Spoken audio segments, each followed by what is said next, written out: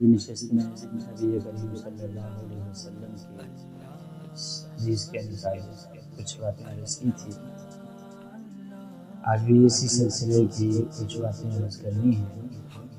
آپ صلی اللہ علیہ وسلم فرماتے ہیں کہ مسلمان وہ ہے کہ جس کی زبان اور جس کے ہاتھ سے دوسرے مسلمان سلامت رہے۔ دراصل بات یہ ہے کہ اسلام ایک پرامن مذہب ہے اور اسلام میں بنیادی یہ تعلیم دی گئی ہے کہ ہم جہاں پر بھی رہیں، جہاں پر بھی جائیں، ہمارے وجود سے دوسرے کو سلامتی پہنچنی چاہیے، ہماری وجہ سے کسی کو تکلیف نہیں پہنچنی چاہیے۔ نبی کریم صلی اللہ علیہ وسلم کی انفرادی زندگی، صحابہ کرام کی جو آپ صلی اللہ علیہ وسلم نے تربیت فرمائی، اور پھر خیر القرون کے زمانے کو اگر دیکھ لیا جائے تو ہمیں اس کی مثالیں ملتی ہیں۔ نبی کریم صلی اللہ علیہ وسلم نے ہمیشہ سے یہ کوشش فرمائی کہ ان کی وجود سے دوسروں کو فائدہ پہنچے، کسی کو تکلیف نہ پہنچے، یہاں تک کہ جو آپ کے رستے میں کانٹے بچھاتے تھے ان کو کے لیے بھی آپ صلی اللہ علیہ وسلم نے دعائیں دی۔ طائف کا واقعہ آپ کے سامنے ہے، آپ صلی اللہ علیہ وسلم کو کتنی اذیت پہنچی، فرشتوں نے آ کر کے آپ صلی اللہ علیہ وسلم سے دعا کرنے کی درخواست کی، لیکن پھر بھی آپ صلی اللہ علیہ وسلم نے ان کے لیے دعا کی۔ بخاری شریف میں ہے کہ طائف کا جب حضور صلی اللہ علیہ وسلم نے محاصرہ کیا، کچھ عرصے تک محاصرے کے بعد جب محاصرہ اٹھا کر کے آپ صلی اللہ علیہ وسلم وہاں سے چل دیے، صحابہ میں سے کسی نے عرض کیا یا رسول ان کے لیے بد دعا کیجیے۔ آپ صلی اللہ علیہ وسلم نے ان کے لیے بد دعا نہیں فرمائی، فرمایا اللہم اہد ثقیفا وأت بہم، اللہ قبیلہ ثقیف کو ہدایت دے اور ان کو بھی لے کے آئے۔ چنانچہ احادیث میں یہ ہے کہ آپ صلی اللہ علیہ وسلم وہاں سے لوٹ کر کے جیرانہ میں تھے، اور وہاں پر بہت سارے لوگ جو وہاں کے سرکردہ اور سرگرم لڑنے والے تھے، ان میں سے اس لڑائی کی جو بنیاد بننے والے مالک ابن عوف تھے وہ بھی آ کر کے وہاں پر مسلمان۔ آپ صلی اللہ علیہ وسلم نے ہمیشہ سے یہ کوشش فرمائی، اور ہم آپ کو جو دین دے کر گئے ہیں اس دین میں بھی ہمیں یہ سبق دیا ہے کہ آپ صلی اللہ علیہ وسلم نے کہ ہم بھی دوسروں کے لیے سلامتی ہی بنیں۔ چنانچہ آپ صلی اللہ علیہ وسلم نے اس حدیث میں جو ارشاد فرمایا کہ مسلمان وہ ہے جس کی زبان سے، جس کے ہاتھ سے دوسرے مسلمان سلامت رہے۔ اب ہم تھوڑا سا اپنے پریکٹیکل زندگی کو دیکھتے ہیں، اس زندگی میں ہمیں کیا ہے۔ چنانچہ غور و فکر کرنے سے معلوم ہوتا ہے کہ ایک طرف عبادت کرنے کی اسلام میں بڑی ترغیب دی گئی ہے، لیکن جہاں پر نفلی عبادت آتی ہے اور اس کے مقابلے میں کوئی ایسا کام آتا ہے جس کی وجہ سے کہ کسی کو تکلیف پہنچ رہی ہو، کسی کو پریشانی ہو رہی ہو، تو وہاں پر اس نفلی عبادت کے نہ کرنے کا حکم ہے اور اس عبادت کے چھوڑ دینے کا حکم ہے۔ چند مثالیں میں عرض کر دیتا ہوں۔ جماعت نبی کریم صلی اللہ علیہ وسلم نے بڑی ترغیب دی کہ جماعت کی نماز عام پڑھی جانے والی نماز سے 25 گنا یا 27 گنا زیادہ فضیلت رکھتی ہے۔ یہاں تک آپ صلی اللہ علیہ وسلم نے فرمایا کہ میرا جی چاہتا ہے کہ میں کسی کو نماز کے لیے کھڑے کرنے کا حکم دوں اور خود ان لوگوں کے گھروں پہ چلا جاؤں، ان کے گھروں کو آگ لگا دوں جو جماعت میں شریک نہیں ہوتے۔ اس طرح کی کئی روایتیں ہیں، لیکن یہ بھی ہماری کتابوں میں موجود ہے کہ اگر کوئی انسان ایسا ہے، اس کو ایسی بیماری لگی ہے جس کی وجہ سے عام نمازیوں کو تکلیف ہے، عام نمازیوں کو تکلیف پہنچتی ہے تو وہ جماعت میں نہ آئے، اس کے لیے جماعت میں جانا گناہ کا باعث ہوگا، بلکہ وہ جائے گا تو دوسرے لوگوں کو تکلیف ہوگی تو گناہگار ہو کر کے واپس آئے گا۔ پرانے زمانے میں کسی کو بغلوں سے بدبو آنے کی بیماری ہوتی تھی، کسی کے منہ سے بدبو آتی تھی، یا کسی کو آج کل کے زمانے میں کوئی ایسا زخم لگا ہوا ہے جس زخم کی وجہ سے عام لوگوں کو بدبو ہوتی ہے اور تکلیف پہنچتی ہے، تو ایسے بندے کے لیے شریعت کا یہ حکم ہے کہ وہ گھر میں نماز پڑھ لے، لیکن اپنی وجہ سے کسی کو تکلیف نہ پہنچائے۔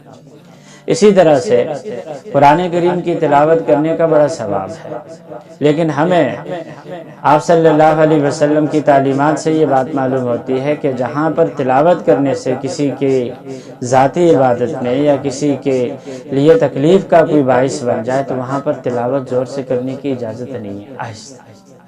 مثلا کوئی بندہ نماز پڑھ رہا ہے اور ہم اس کے پاس بیٹھ کر کے زور زور سے تلاوت کرتے ہیں تو اس کی نماز ڈسٹرب ہو جاتی ہے، اس کی توجہ خراب ہو جاتی ہے، وہ بیچارہ پریشان ہو جاتا ہے۔ تو اس طرح سے اگر کوئی تلاوت کرے گا تو اس کو ثواب کے بجائے گناہ ملے گا۔ نبی کریم صلی اللہ علیہ وسلم نے حجر اسود کے بوسہ دینے کی بڑی فضیلت ذکر فرمائی۔ آپ صلی اللہ علیہ وسلم فرماتے ہیں جو بھی حجر اسود کا استلام کرے گا میدان محشر میں، حجر اسود اس کی گواہی دے گا، اس کی شفاعت کرے گا۔ فرمایا کہ حجر اسود کی 2 آنکھیں ہوں گی اور ایک زبان ہوگی جو زبان بولے گی، ہر اپنے استلام کرنے والے کو پہچانے گا بھی اور اللہ تبارک و تعالیٰ کے سامنے گواہی دے گا کہ اے اللہ اس کی مغفرت فرما، اس نے آ کر کے مجھے چوما۔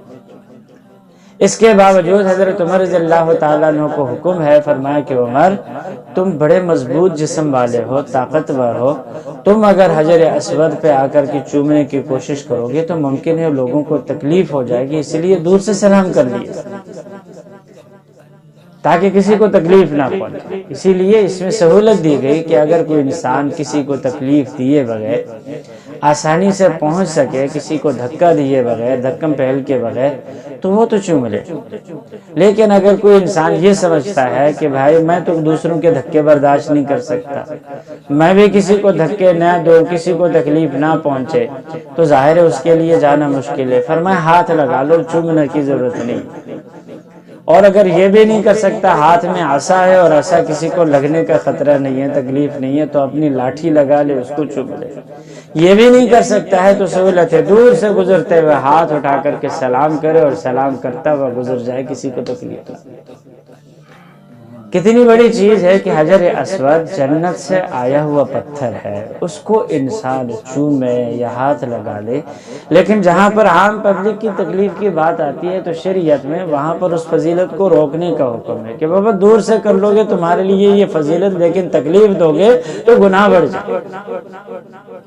اللہ تو شریعت میں ایک مسلمان کو جو پیش کیا گیا ہے، یوں سمجھ لیں اس کو امن کی ایک ضمانت کے طور پر پیش کیا ہے کہ مسلمان ایسا ہونا چاہیے کہ اس کی وجہ سے دوسرے کو سلامتی ہو، دوسرے کو سکون ہو، دوسرے کو آرام ہو، اس کی وجہ سے کسی کو تکلیف نہ پہنچے۔ نبی کریم صلی اللہ علیہ وسلم خود رات کو تہجد کے لیے اٹھتے تھے اور اتنے آہستہ اٹھتے تھے کہ پاس لیٹی ہوئی آپ صلی اللہ علیہ وسلم کی زوجہ حضرت عائشہ کو پتہ نہیں چلتا تھا۔ کئی دفعہ حدیثوں میں آتا ہے کہ حضرت عائشہ رضی اللہ تعالیٰ عنہ پاس لیٹی ہوئی ہیں، آپ صلی اللہ علیہ وسلم تہجد کے لیے اٹھے ہیں، وضو فرمایا ہے، پھر نماز پڑھی ہے، کہیں جا کر کے اماں جی کی آنکھ کھلی، دیکھا تو حضور بستر پہ۔ اس زمانے میں چھوٹے چھوٹے کمرے ہوتے تھے، تو آپ نے اپنا حضور کو تلاش کرنے کے لیے ہاتھ پھیرا تو حضور سجدے کی حالت میں حضور کے تلوے پہ آپ کا ہاتھ پڑا۔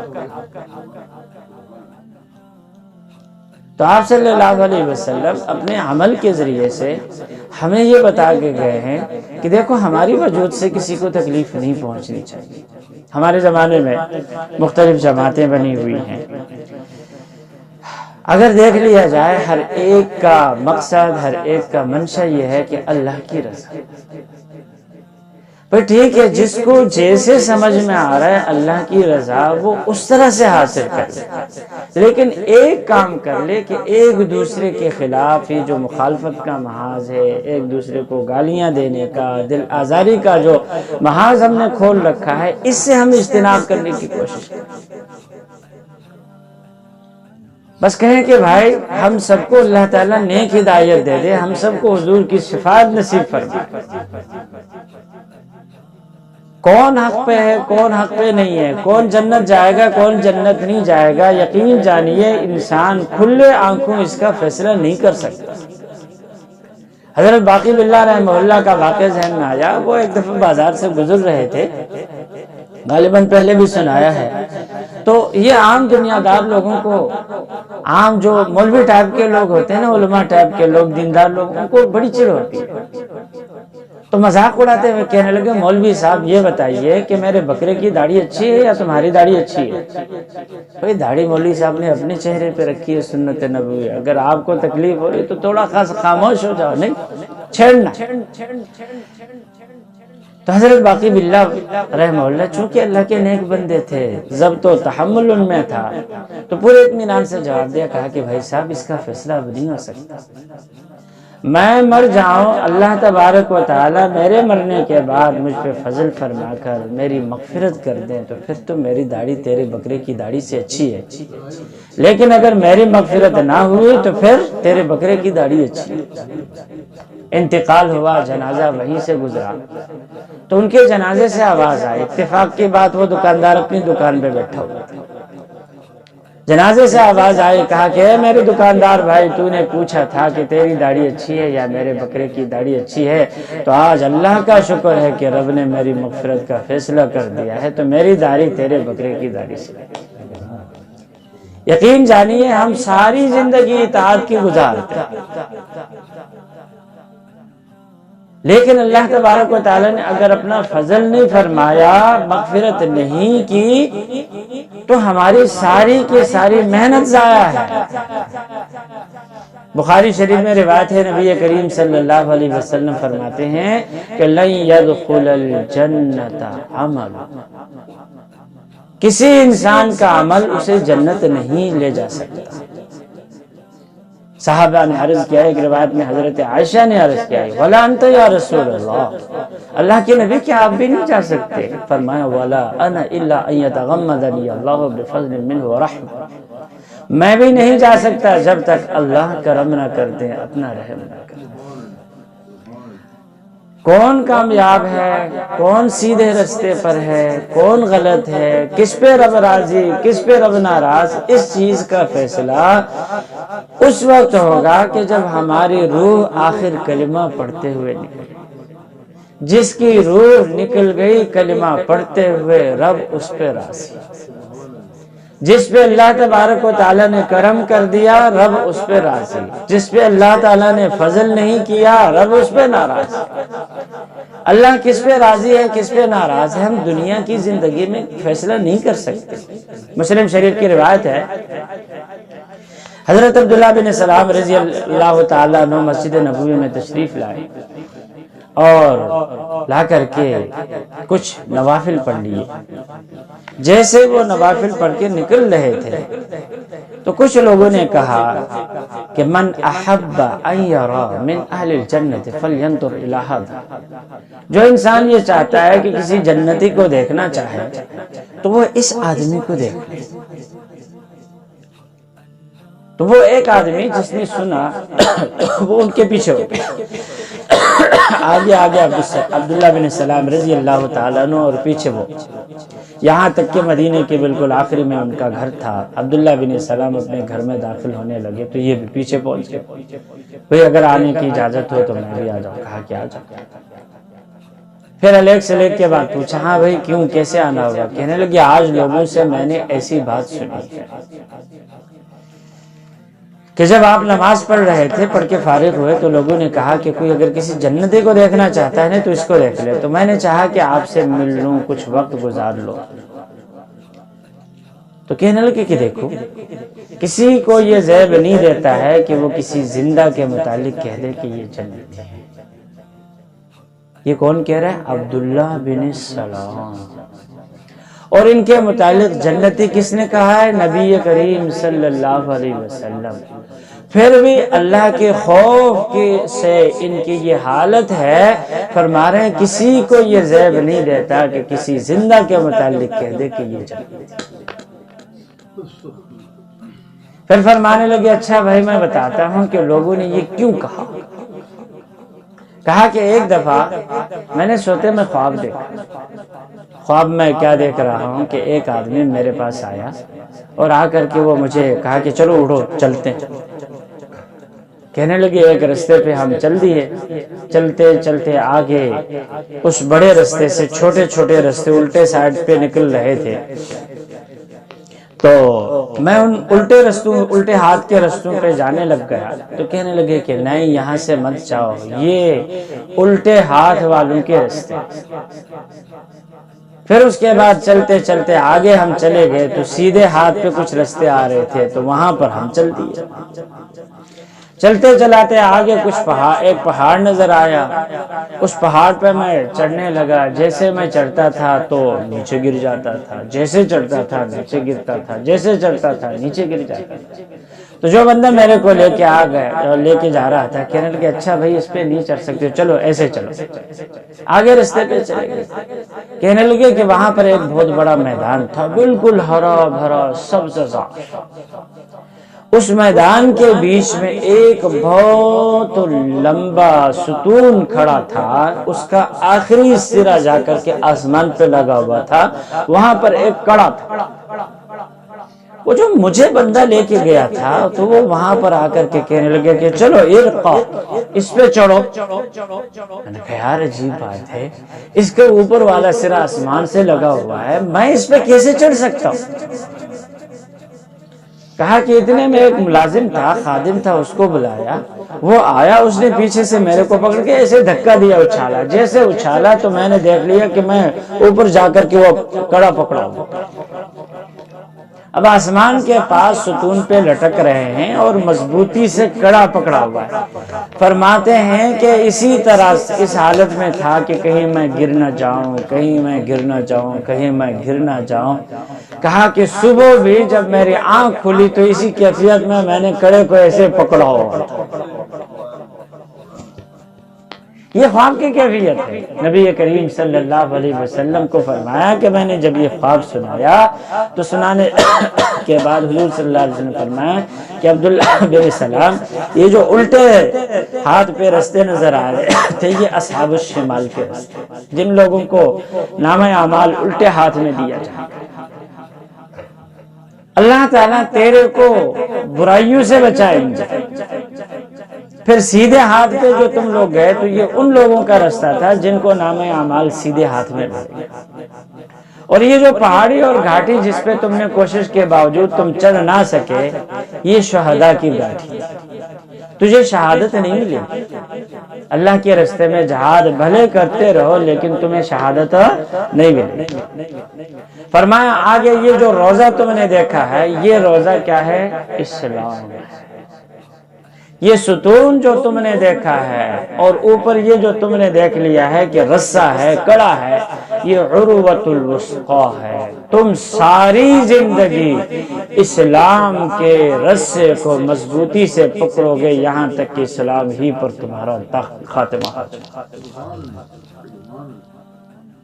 تو فرمایا اس وجہ سے لوگ کہتے ہیں کہ عبداللہ بن سلام جنتی ہے، لیکن کسی کے لیے یہ مناسب نہیں ہے کہ وہ کسی زندہ کے متعلق یہ کہہ دے کہ یہ جنتی ہے۔ تو بات کہاں سے کہاں چلی گئی؟ بات یہ میں عرض کر رہا تھا کہ ہم لوگ دنیا میں جو زندہ ہیں تو ہم میں سے کوئی کسی کے متعلق نہیں کہہ سکتا فلاں گروہ سے تعلق رکھنے والا جہنمی ہوگا، باقی ساری جگہ۔ بھئی سب سے بڑے گناہگار اللہ تبارک و تعالیٰ کے ہاں سب سے بڑا مجرم مشرک ہوتا ہے۔ اگر مشرک کو بھی آخری وقت میں کلمہ نصیب ہو جائے اللہ تبارک و تعالیٰ اس کی بھی مغفرت کر دیتے ہیں، اس کی بھی نجات ہو جاتی ہے۔ تو اس لیے کوئی انسان، ہمارے بزرگ حضرات کہتے ہیں کہ کوئی انسان اپنی زندگی میں کسی کے متعلق یا اپنے متعلق جنتی یا جہنمی ہونے کا فیصلہ نہ کرے۔ بظاہر دنیا میں ایسا بھی ہوتا ہے کوئی انسان گناہگار ہے، ہماری نظروں میں بڑا وہ گرا ہوا شخص ہے، لیکن ہم یہ فیصلہ نہیں کر سکتے کہ یہ جہنمی ہے۔ مسلم شریف کی روایت ہے، دو دوست تھے، ایک نیک تھا اور دوسرا بدکار۔ یہ نیک آدمی جب بھی اس کو دیکھتا کسی نہ کسی گناہ میں پڑا ہوا ہے، اس کو سمجھاتا کہ بھائی ایسا نہیں کیا کرو، گناہ کو چھوڑ دیا کرو، ایسا نہیں کرو، گناہ کو چھوڑ دیا کرو۔ وہ بھی مولا آدمی آگے سے کہتا کہ یار دیکھ یہ میرے اور میرے رب کا معاملہ ہے، اللہ تعالیٰ توفیق دے گا، میں گناہ کو چھوڑ دوں گا، چھوڑ دے۔ خیر سمجھاتا ایک دن پھر اس کو کسی گناہ میں دیکھا تو اس نیک آدمی نے کہا کہ واللہ لا یغفرک اللہ، واللہ لا یغفرک اللہ، غصے میں آ کے کہا اللہ کی قسم اللہ تیری مغفرت نہیں کرے۔ اللہ تبارک و تعالیٰ کو اس کی یہ بات ناپسند آئی، فرمایا من ذا الذی یتعلی علیہ، یہ کون ہوتا ہے جو میرے متعلق قسم کھا لے کہ میں اللہ اغفر لفلان، کہ میں فلاں کو نہیں بخشوں گا، جاؤ میں نے فلاں کو بخش دیا اور تیرے تمام اعمال کو ضائع کر دیا۔ اس لیے یہ جو زندگی اللہ تعالیٰ نے دیا ہے یہ بڑے محتاط زندگی گزارنی ہے۔ نہ ہم اپنے متعلق نہ کسی اور کے متعلق یہ فیصلہ کر سکتے کہ یہ جنتی ہے، نہ یہ فیصلہ کر سکتے یہ جہنمی ہے۔ فیصلہ ہوگا تب کہ جب آخری وقت میں کلمہ نصیب ہو جائے اور ایمان پر موت آ جائے اور اس کے بعد اللہ راضی، جس پہ اللہ راضی ہو گیا خاتمہ اس کا ایمان پر ہو گیا تو وہ انسان کامیاب، اور جس پہ اللہ ناراض ہو گیا خاتمہ اس کا ایمان پر نہیں ہوا تو اس پہ اللہ ناراض ہے، وہ انسان ناکام ہو گیا۔ تو دنیا میں اللہ تبارک و تعالیٰ نے ہم آپ کو مسلمان بنایا ہے اور مسلمان سلامتی سے لیا گیا ہے۔ ایک مسلمان دوسرے مسلمان کے لیے سلامتی کا پیغام ہوتا ہے۔ اسلام میں کیا بتایا گیا؟ اسلام میں بتایا گیا جب بھی کسی مسلمان سے ملو کہو السلام علیکم۔ یہ جو ہم سلام کرتے ہیں یہ کہیں اٹھتے بیٹھتے کہیں سے لیا گیا نہیں ہے، جس طرح دوسرے مذاہب کے طریقے ہوتے ہیں، کوئی دوسرے سے ملتا ہے کہتا ہے نمستے، کوئی دوسرے سے ملتا ہے کہتا ہے آداب، کوئی دوسرے سے ملتا ہے کہتا ہے گڈ مارننگ، کوئی کہتا ہے گڈ ایوننگ۔ اسلام میں ایسا نہیں بولا گیا۔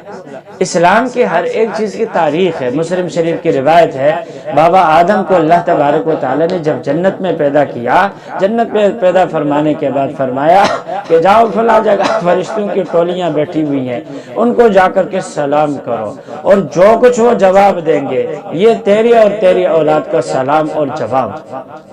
آدم علیہ السلام گئے اور جا کر کے فرشتوں کے جماعت سے کہا السلام علیکم، فرشتوں کے جماعت نے جواب دیا وعلیکم السلام ورحمۃ اللہ۔ اللہ نے فرمایا کہ جاؤ یہ تمہاری اور تمہاری اولاد کے لیے سلام ہے۔ تو یہ جو سلام کا رواج آیا ہے یہ جنت سے چلا ہے، اور آپ کی خوشی کے لیے عرض ہے قرآن کریم میں ہے جنتی جب جنتیوں سے ملیں گے قالوا سلام، قالوا سلام، ایک دوسرے سے ملیں گے تو گڈ مارننگ، گڈ ایوننگ، نمستے، آداب کچھ نہیں بولیں گے، کہیں گے سلام سلام، سلامت رہو سلامت رہو سلامت رہو۔ اسی لیے ہمیں حکم ہے، کتابیں میں پڑھ رہا تھا کوئی انسان اپنے گھر میں داخل ہو جائے اور گھر میں داخل ہونے کے بعد کہے السلام علیکم اور 3 دفعہ سورہ اخلاص پڑھ لے قل هو اللہ احد۔ فرمایا اس گھر میں کبھی بھی معاشی بدحالی یا تنگی نہیں آئے گی۔ اللہ تبارک و تعالیٰ ان گھر والوں کے اوپر کھول دیں گے روزی کے دروازے۔ اچھا بہت سارے لوگ ہوتے ہیں، خصوصاً ہمارے پٹھان جو بھائی ہوتے ہیں، ان کے ہاں بیویوں کو سلام کرنا بڑا عیب سمجھا جاتا ہے۔ کہتے ہیں کہ یار مولوی صاحب گھر میں صرف بیوی ہو ہم سلام کریں گے تو شرم کی بات ہے، لوگ کہیں گے بیوی کو سلام کرنا۔ تو ایک بات میں ان سے کہتا ہوں کہ یار دیکھو یہی بیوی بیمار ہوتی ہے سب سے زیادہ دوڑیں کس کی لگتی ہیں؟ شوہر کی لگتی ہیں۔ بچے بیمار ہو جائیں سب سے زیادہ پریشانی کس کو ہوتی ہے؟ باپ کو ہوتی ہے۔ اگر اسی سلامتی میں کیا سلام ہے؟ السلام علیکم، خدا تمہیں سلامت رکھے، ہر آفت سے سلامت رکھے، ہر مصیبت سے سلامت رکھے، ہر بیماری سے سلامت رکھے۔ جب سلامتی مل گئی تو باقی رہا کیا؟ جب ہم سلام کو عام کریں گے اپنے گھروں کے اندر، اپنے بچوں کے اوپر، اپنے بیوی کے اوپر، کہ بیوی کو سلام کرنا بھائی بڑا گناہ ہے، ایسا نہیں کرنا چاہیے۔ بیوی کو بھی سلام کرے، بچے کو بھی سلام کرے۔ نبی کریم صلی اللہ علیہ وسلم سے بڑھ کے اس دنیا میں کوئی نہیں آیا۔ حضور جب اپنے گھر میں تشریف لے کے جاتے تھے، السلام علیکم، اور یہ بخاری شریف کی روایت ہے، حضرت زینب رضی اللہ تعالیٰ عنہ کے ساتھ جب حضور صلی اللہ علیہ وسلم کا نکاح ہوا، ولیمے کے بعد کچھ لوگ گھر پہ بیٹھے رہے، حضور صلی اللہ علیہ وسلم اپنی تمام ازواج کے حجروں میں گئے، اور جس کے حجرے پہ گئے تو سب سے پہلے السلام علیکم، انہوں نے اس سلام کا جواب دیا۔ تو حضور صلی اللہ علیہ وسلم کا یہ معمول کہ ہم اپنے گھر والوں کو بھی سلام کریں، سلام کرنے میں کوئی قباحت نہیں بلکہ حکم ہے، اور جنتی جب جنت میں جائیں گے ایک دوسرے کو کہیں گے سلام۔ مسلمان کو سلام کرنے میں یہ پیغام ہے کہ ایک مسلمان دوسرے مسلمان کو جہاں زبانی طور پر سلامتی کا پیغام دیتا ہے، وہاں پر عملی طور پر بھی یہ بتانے کی کوشش کرتا ہے کہ دیکھو مجھ سے تمہیں کوئی خطرہ نہیں ہے، اس لیے کہ میں بھی مسلمان ہوں، تم بھی مسلمان، مسلمان سے سلامت رہے، کوئی مسلمان کسی کو تکلیف نہیں پہنچاتا۔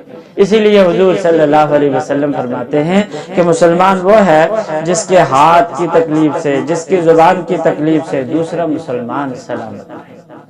بس تھوڑا سا یہ ہے کہ ہم مسلمان ہیں، اس لیے اسلام کا تقاضا یہ ہے کہ ہم کوئی جملہ اپنی زبان سے کہیں تو کہنے سے پہلے تھوڑا سا سوچیں۔ اگر یہی جملہ ہمارے متعلق ہم سے کوئی بول دے تو ہمیں تکلیف ہوتی ہے، اگر ہمیں تکلیف ہوتی ہے تو ہم وہ جملہ دوسروں سے ہاتھ سے کوئی کام کرتے ہیں تو کام کر لینے سے پہلے تھوڑا سا سوچیں کہ اگر یہ کام ہمیں کوئی ہمارے ساتھ کوئی کر لے تو ہمیں تکلیف ہوتی ہے، اگر تکلیف ہوتی ہے تو ہم وہ کام دوسرے کے ساتھ نہ کریں۔ اگر ہر مسلمان اپنی زندگی کا یہ شیوا بنے تو سارے کا سارا یہ دنیا کا ماحول جنتی ماحول بن جائے، جنت میں بھی کوئی کسی کو کبھی کوئی دکھ نہیں دے، اللہ تبارک و تعالیٰ سب کو ایک دوسرے کے لیے سلامت بنائیں گے۔ تو جنتی ماحول بنانے کے لیے سب سے پہلے اپنے گھر کے اندر ہم کوشش کریں، اپنی بیوی بچوں کے ساتھ اپنے سلوک کو، اپنے گفتگو کو، اپنے طور طریقے کو ہم ایسا بنا لیں کہ ہمارا وجود ان کے لیے سلامت بن جائے۔ نبی کریم صلی اللہ علیہ وسلم کا ارشاد ہے، فرمایا خیرکم خیر لأہلہ، تم میں سے بہترین انسان وہ ہے جو اپنے گھر والوں کے لیے۔ ظاہر ہے جب انسان گھر میں اچھا ہوگا تو اس کے بعد باہر بھی اچھا ہوگا، تو بہرحال اچھائی شروع ہو جاتی ہے گھر سے۔ گھر کے اندر انسان سلامت رہے، باہر انسان کو اللہ تبارک و تعالی سلامت رکھیں گے۔ اللہ تبارک و تعالی ہم سب کو روح اسلام پر چلنے کی توفیق عطا فرمائے۔ وآخر دعوانا